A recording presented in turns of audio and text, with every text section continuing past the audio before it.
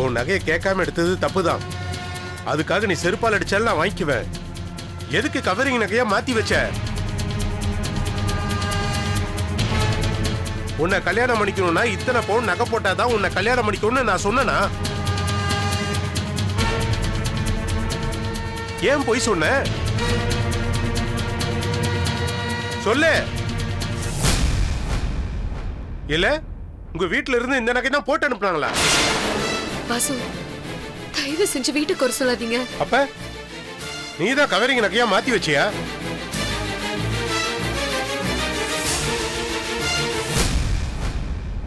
சொல்ல அமுதா. அது அண்ணனோட ஆபரேஷனுக்காக பணம் தேவைப்பட்டது. அதுக்காக தான் நகையெல்லாம் கொண்டு போய் வச்சேன்.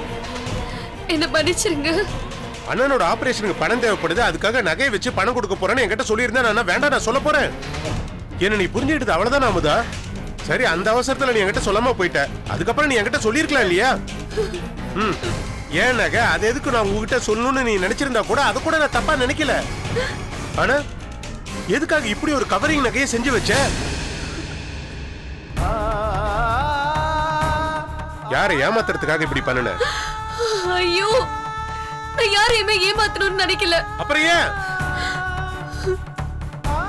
நான் இத பத்தி உங்ககிட்ட பல தடவை சொல்லணும்னு நினைச்சேன். ஆனா என்னோட சூழ்நிலை. என்ன சூழ்நிலை? அத நான் இப்ப தெரிஞ்சுக்கணும். அத தெரிஞ்சுக்காம தானே இப்படி அல்லாடிட்டு இருக்க? சூழ்நிலைன்ன உடனே நீங்க பாட்டுக்கு ஏதோ பெருசால நினைச்சுக்காதீங்க. அத்தைக்கு இந்த நகையை பத்தி தெரிஞ்சா அவங்க ஏதாவது ஒரு கேள்வி கேட்டுட்டே இருப்பாங்க. அதுக்காக தான் இப்படி ஒரு டூப்ளிகேட் நகையை செய்யலான்னு நினைச்சேன். நீ சொல்றது எதையுமே என்னால நம்ப முடியல. அப்படியே அது உண்மையா இருந்தா என்கிட்ட சொல்லியிருக்க வேண்டியதானே? இப்பெல்லாம் விஷயத்துல என்னால நம்ப முடியல. நீ என்ன நம்பலையா இல்ல நீ நம்புற மாதிரி நான் நடந்துக்கலன்னு எனக்கு புரியல. ஷோ, இப்ப அதை பத்தி எல்லாம் பேசிட்டு இருக்கிறதுக்கு எனக்கு நேரம் இல்ல. உனக்கு ஏதாவது சொல்லணும்னு தோணுச்சுன்னா சொல்லிடு.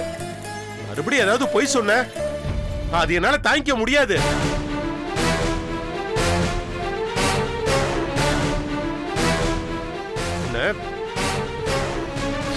என்னங்க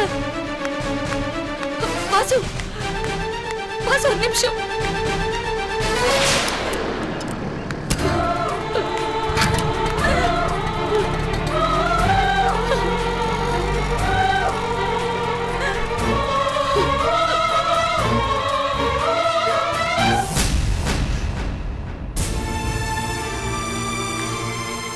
அக்கா, என்ன? இந்த பாத்திரத்தை கொடுக்க சொன்னாங்க.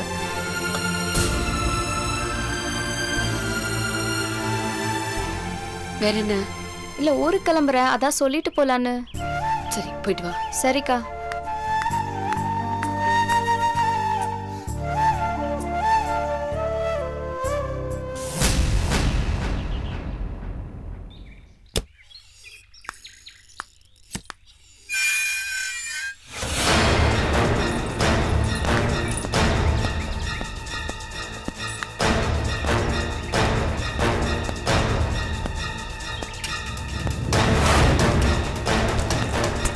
உட்காருங்க சார்.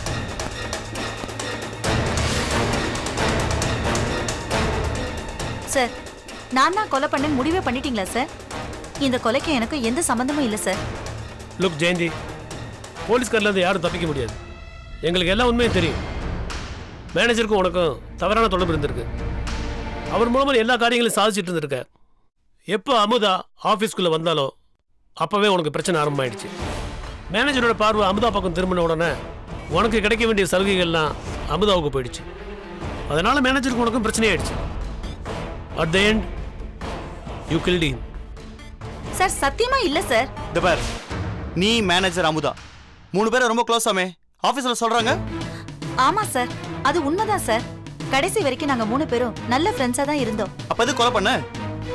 சார், நான் கொலை பண்ணல சார். நீங்க சொல்ற மாதிரி எங்களுக்குள்ள எந்த பிரச்சனையும் இல்ல சார். அப்படின்னா அமுதா ஏன் திடீர்னு வேலையை விட்டு போகணும்? அத பத்தி எனக்கு தெரியாது சார். நான் அவகிட்ட கேட்டதுக்கு குடும்பத்தை பாத்துக்கவே நேரம் சரியா இருக்கு, அதனால வேலைக்கு வர முடியாதுன்னு சொன்னா. அப்போ வேலைக்கே வந்திருக்க கூடாதே? அப்போ அவளுக்கும் அவ புருஷனுக்கும் பிரச்சனை இருந்துச்சு சார். இதெல்லாம் நீ முதல்ல சொல்லு.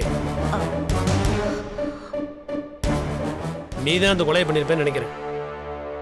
அதான் பதட்டத்தில் மாற்றி மாற்றி பேசிகிட்டு இருக்க. ஸ்டேஷனில் வச்சு விசாரிச்சா எல்லாம் உண்மையும் வந்துடும். ரகு சார், இப்படி கேட்டால் உண்மையை சொல்கிற மாதிரி தெரியல. ஸ்டேஷன் கூட்டிகிட்டு போகலாம், கிளம்பு. சார் சார் ப்ளீஸ் சார், நான் உண்மையை சொல்லிடுறேன். நான் எந்த தப்பும் பண்ணல சார், என்னை விட்டுடுங்க சார்.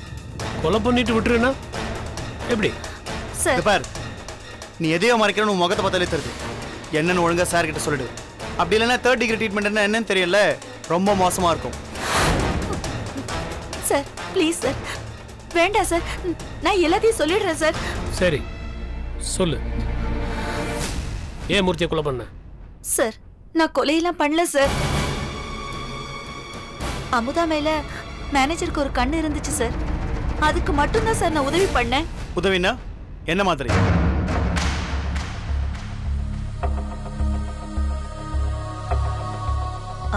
அவரை பத்தி அமுதா கிட்ட நல்ல விதமா எடுத்து சொல்லி ஒரு நல்ல அபிப்பிராயம் வர்ற மாதிரி தான் சார் பண்ணேன். ஓஹோ, ஆபீஸ்ல உனக்கு இதான் வேலையா? நான் இத பண்ணலன்னா என்ன வேலையை விட்டு தூக்கிருப்பாரு சார். தனியா இருக்கேன், இந்த வேலையும் இல்லைன்னா நான் என்ன சார் பண்ண முடியும்? சொல்லுங்க சார். சார் நீங்களே சொல்லுங்க சார். சரி வேலை சொல்லு. அமுதா என்ன சொன்னா? அமுதாவுக்கும் மேனேஜர் மேல நல்ல அபிப்பிராயம் தான், ஆனா அவளுக்கு அவரோட நோக்கம் புரியல. மேனேஜர் அவளை அடைய 2-3 தடவை ட்ரை பண்ணாரு, ஆனா எதுவுமே நடக்கல. இந்த நேரத்துல தான் அமுதா வேலையை ரிசைன் பண்ணிட்டா. ஆனா அன்னைக்கு நைட்டு மேனேஜர் அவ வீட்டுக்கு போறேன்னு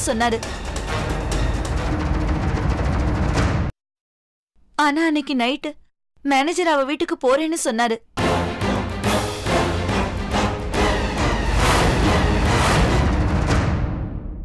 அதுக்கப்புறம் அவரை போனமா தான் பார்த்தேன். அமுதா வீட்டுக்கு அவர் போனாரா, அங்க என்ன நடந்துச்சு எதுவுமே எனக்கு தெரியாது. நான் அமுதா கிட்ட கேட்டப்போ அவர் அங்க வரவே இல்லைன்னு சொல்லிட்டா. ஓஹோ, அப்புறம்?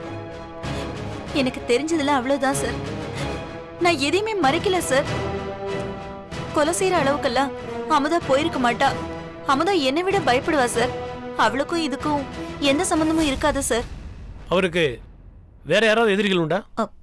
எனக்கு தெரிஞ்சு அப்படி யாரும் இல்ல சார். இந்த கொலை சம்பந்தமா உனக்கு வேற ஏதாவது சொல்லணும்னு தோணுச்சுன்னா எனக்கு உடனே கால் பண்ணு. நிச்சயமா பண்றேன் சார். ஓகே.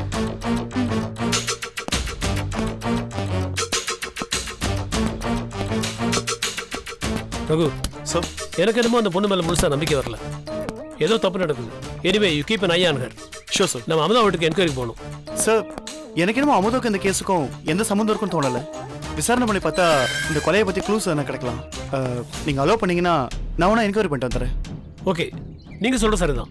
எனக்கும் கமிஷனர் ஆஃபீஸில் கொஞ்சம் வேலை இருக்கு. நான் ஸ்ட்ரைட்டாக கமிஷனர் ஆஃபீஸுக்கு போயிடுறேன். நீங்க அமுதா வீட்டுக்கு போய் விசாரணை பண்ணி ரிப்போர்ட் எடுத்துட்டு என்னை வந்து பாருங்க. Then will go and meet AC. சரியா? Sure sir. Good.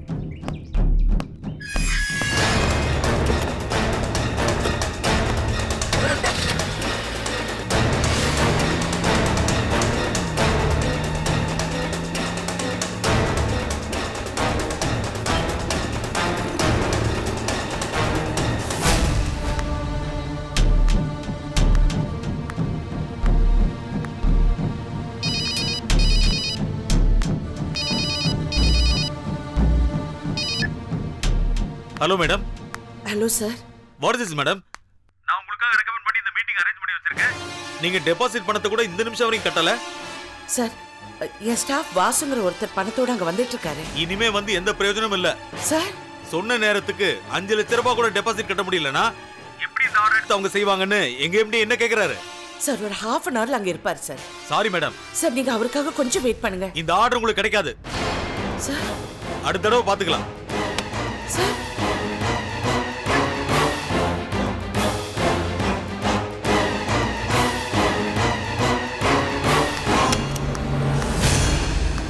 Ramu. Yes madam. Vasu வீட்டுக்கு யாராவது அனுப்பிச்சு பாத்தீங்களா? சரவணன் அனுப்பிச்சிருந்தேன் மேடம். அவர் வந்துட்டு வெளியில போனதா அவங்க அம்மா சொல்லியிருக்காங்க மேடம். ஸோ வெளியில வேற எங்கேயாவது போயிருக்காரான்னு தேடி பார்க்க சொல்லியிருக்கேன் மேடம். இந்த காலத்துல யாரை நம்புறதுன்னே தெரியல மேடம். நீங்க கேஷா கொடுத்திருந்ததை விட டிடியா கொடுத்திருந்திருக்கலாம். இந்த மாதிரிலாம் நடந்திருக்காது. என்ன பேசுறீங்க? தேவையில்லாம பேசாதீங்க. யார் பத்தியும் தப்பா பேசாதீங்க. வாசு பத்தி உங்களுக்கு என்ன தெரியும்? நான் கொடுத்த பணம் சேரலைங்கிறத விட வாசுக்கு என்ன ஆச்சுன்னு நான் யோசனை பண்ணிட்டு இருக்கேன். Sorry madam. வாசு போன் ஸ்விட்ச் ஆஃப் பண்ணிருக்காருன்னா சம்திங் இஸ் ராங். அவரோட குணா போனார்னு சொன்னீங்களா? அவருக்கு போன் பண்ணி என்னாச்சுன்னு கொஞ்சம் கேளுங்களேன். இதோ கேக்குறேன் மேடம்.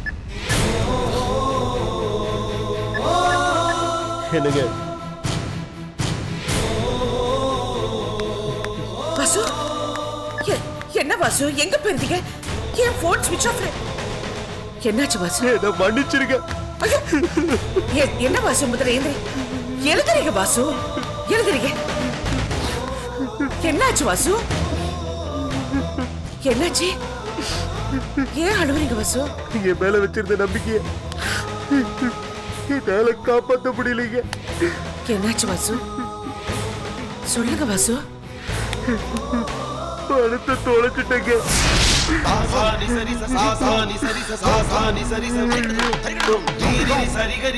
என்ன சொல்றீங்க?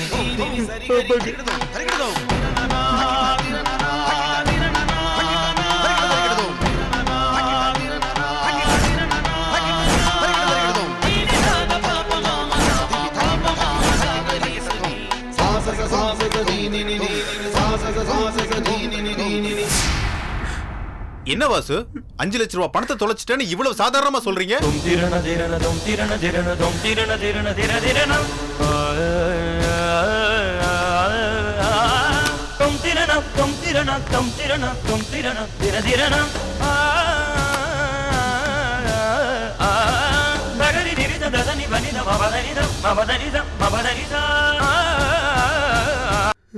வாசு, எவ்வளவு சிக்கலான சூழ்நிலையில மேடம் அந்த பணத்தை ரெடி பண்ணி கொடுத்தாங்கன்னு தெரியும்ல. மேடம் உங்க மேல வச்சிருந்த நம்பிக்கைக்கு அவங்க முகத்துல நல்லாவே கரிய பூசிட்டீங்க. ச்சே.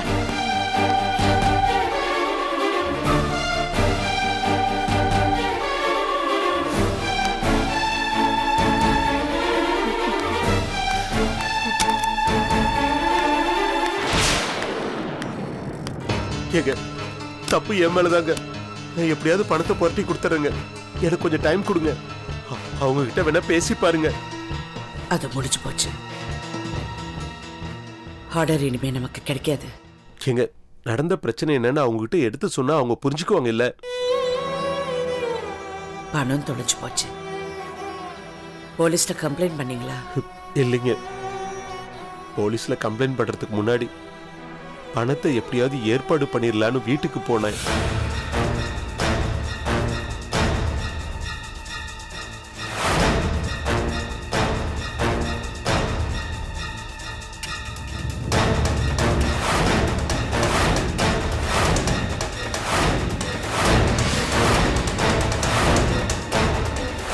அண்ணனோட ஆபரேஷனுக்காக பணம் தேவைப்பட்டது. அதுக்காக தான் நகையெல்லாம் கொண்டு போய் வச்சேன்.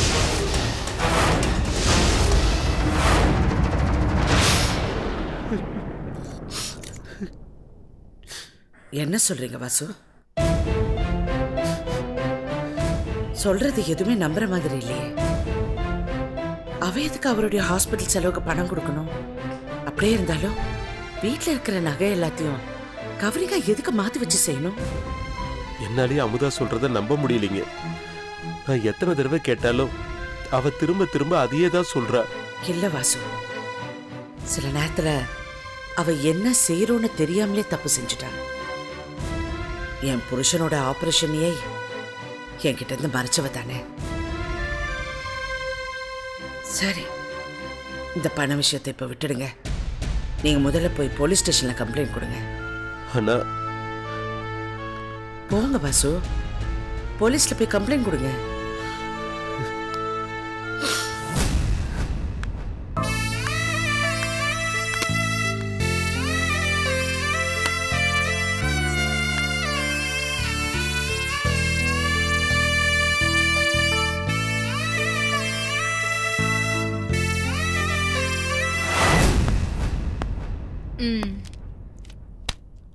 சோ ஆபீஸ்ல இருக்கிற எல்லாரையும் விசாரிச்சிட்டீங்க. Yes madam.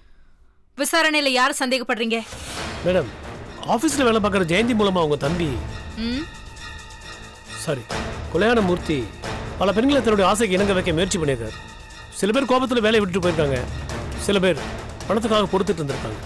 யாருமே வெளிப்படையாக எதிர்ப்பு தெரிவிக்கல. அதனால உடனடியாக இந்த விஷயத்துல யாருன்னு கண்டுபிடிக்கிறது கொஞ்சம் கஷ்டம் மேடம். கஷ்டம்னா அப்ப இந்த கேஸை க்ளோஸ் பண்ணி பரன் மேல தூக்கி போட்டுடலாமா? Madam, I didn't say like that. இந்த கேஸ்ல இன்னும் நிறைய விசாரிக்க வேண்டியிருக்கு. பர்டிகுலரா இவங்க தான் அக்யூஸ்ட்னு யாரையும் அரெஸ்ட் பண்ண முடியாதுன்னு தான் நான் சொல்றேன். ஏ செத்து போனவன் நல்லவன் இல்லைங்கிற எண்ணம் உங்க மனசுக்குள்ள ஓடிக்கிட்டே இருக்குல்ல? நீங்க போலீஸ், ஜட்ஜ் இல்ல. கொலைகாரனை தேடி கண்டுபிடிக்க வேண்டியதுதான் உங்களோட வேலை. யார் நல்லவன் யார் கெட்டவன் யாருக்கு தண்டனை கொடுக்கறதுன்னு கோர்ட் முடிவு பண்ணட்டும். You understand? Yes madam.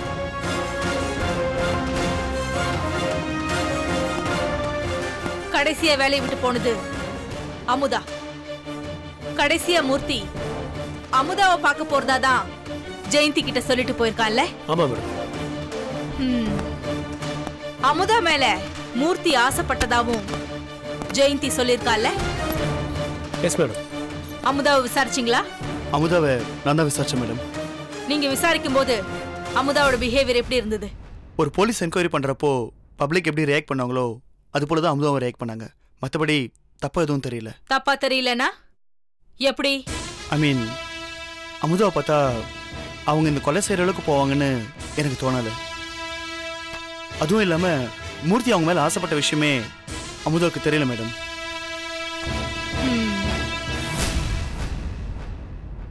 Mister Manikandaraj. Yes madam. என்னோட கெஸ்ஸிங் கரெக்டா இருந்தா இந்த கொலையை செஞ்சது அமுதாவா தான் இருக்கும்.